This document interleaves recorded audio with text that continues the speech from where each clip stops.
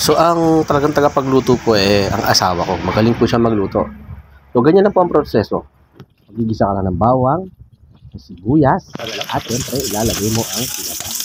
Ang pinakamagandang tinapang ginagamit dyan, sabi ng asawa ko, ay ang galunggong na tinapa. Yan. Kasi, hindi siya masyadong matinig. Kasi kung tamban, medyo matinig. My goodness. Ayun, nilagyan na po ng toyo. Oy, toyo, baka naman!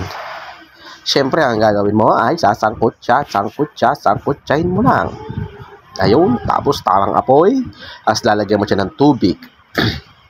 My goodness. Tapos, sangkutsa lang. Yan. Ganyan lang ang tamang proseso yan. Siyempre, lalagyan mo ng magician. Diba? Magician! Baka naman! My goodness. So, ayun na nga. Dapat top yung pagkuha mo. At yan na po pala ang pansit bato. Yan. 3 dakot lang ginawa ng asawa ko dyan. Marami na yan. O, diba? Sabi ko nga sa kanya, ubusin eh. Wala, ang pagtamang paglalagay po pala niya ay konti lang. Kasi pag naluluto, dumarami. Yan. So, ang gagawin mo lang ngayon, pag nilagay mo na ang pansit bato, ay pakukuluin mo lang ng pakukuluin. Tapos, maghihintay ka lang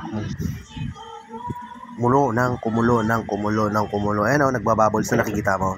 Tapos dapat, pag nagpapakulo ka, kasama sandok, siyempre. Mainit yan. Ayan o, kumukulo na siya para siyang araw o. Para siyang buwan. Kailangan top view ang pagbibideo para kita. Ayan. Ayan no. Ay, sarap niyan, my goodness. O, paluto na yan. Ayan na. At habang nagbo-voice over ako, ang ingay ng anak ko. Nako. Ayan na po, kainan na. Kinain na ng maganda kong asawa. My goodness. Thank you.